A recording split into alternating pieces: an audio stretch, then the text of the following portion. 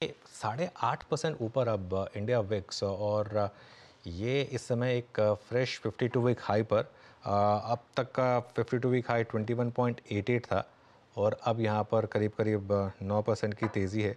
और ऑब्वियसली ये 14 मई 2024 को हमने एक हाई लगाया था। फिर विक्स में एक और चीज़ ध्यान रखिए, इसका 52 वीक लो लगा था एग्जैक्टली एक साल पहले 8.18 पर। ठीक है, तो ऑब्वियसली वहाँ से 14 मई को आपने लगाया 21.875, और आज आपने उसको क्रॉस किया है 22.21 पर आए हैं हम इंडिया विक्स में इस समय। ये एक मार्केट में थोड़ा सा एक फैक्टर है जो थोड़ा सा एक शायद इंटरेस्टिंग है, क्योंकि थोड़ा सा रिस्क ओपन हो रहा है यहाँ पर। ये प्योरली इलेक्शन का रिस्क है, ध्यान रखिए। एक बड़ा इवेंट आपके सामने लाइंड अप है, इसके लिए उससे पहले थोड़ा सा एक रिस्क है। वंस अगेन मैं लोगों को ये चीज़ फिर से बोल रहा हूँ, ऑप्शंस में थोड़ा केयरफुल रहें इस समय ट्रेड करने में। जो भी ट्रेड्स लें ऑप्शंस में, उसमें एक टाइट स्टॉप लॉस रखें, बहुत ज़रूरी है वो। अपनी कैपिटल को संभाल कर रखें, क्योंकि ये मार्केट जो है इस समय बहुत ज़्यादा वॉलेटिलिटी पर है, और ये बहुत टाइम के बाद हमने इस तरीके के लेवल्स देखे हैं। करीब करीब 20 महीने की ऊंचाई इस समय इंडिया विक्स की, सितंबर 2022 के बाद इस तरीके के लेवल्स देख रहे हैं हम इंडिया विक्स पर। इसका आपको ध्यान रखना है। गौरांग सर, एक चीज़ जो बहुत लोग पूछते हैं कि पोर्टफोलियो को कैसे हेज किया जाए इस समय 4 जून के इवेंट से पहले, क्योंकि डर तो लगता है, चाहे कुछ भी हो, एक बार के लिए तो डर लगता है इंसान को।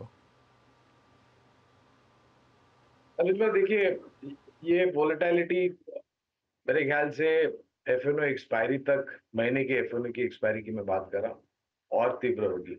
और शायद 3 तारीख को, जो कि सोमवार है, क्योंकि 1 तारीख को शनिवार है, जब नतीजे आएंगे, या 4 तारीख को जो नतीजे आएंगे, माफ कीजिएगा, औपचारिक स्तर पर।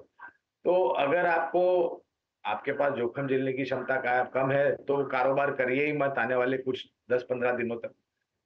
स्पष्टीकरण आ जाए 4 तारीख के बाद बाजार में आइए, शायद आपको 10-15 तक प्रतिशत ऊपर लेने मिले बाजार, अगर निर्णायक तरीके से सकारात्मक नतीजा आए। लेकिन हाँ, आपको एज करना है तो आप शायद थोड़े बहुत एफएनओ में एक पोजीशन कॉन्ट्रा बिल्ड कर सकते हैं। अगर आपके पास अच्छे खासे संख्या में शेयर हैं, तो शायद you can possibly sell some Nifty calls, आप ये कर सकते हैं। और अगर अन्यथा, अगर आपको कुछ नहीं करना है, तो मेरे ख्याल से इंतजार कीजिए। वोलेटिलिटी में आपको बहुत मौके मिलेंगे और शेयर जोड़ने के लिए। लेकिन दिक्कत ये है अनुज भाई, के हेजिंग समझने की जो काबिलियत है, वो लोगों में मेरे हिसाब से थोड़ी कम है, क्योंकि वन साइडेड उन लोग कभी बहुत सारी पोजीशन बनाते हैं। जहां तक मेरा अनुभव रहा है, मैंने ऐसे कोई निवेशक को दिखा नहीं है जो सकारात्मक रूप से हेज करके चले। या तो फिर शॉर्ट करते हैं या फिर लॉन्ग करते हैं, हेज बिल्कुल कम करते हैं। I think you can build up some positions. अगर आपको थोड़ा बहुत भय है, तो एफएनओ में थोड़े short side positions build up कर सकते हैं। चलिए,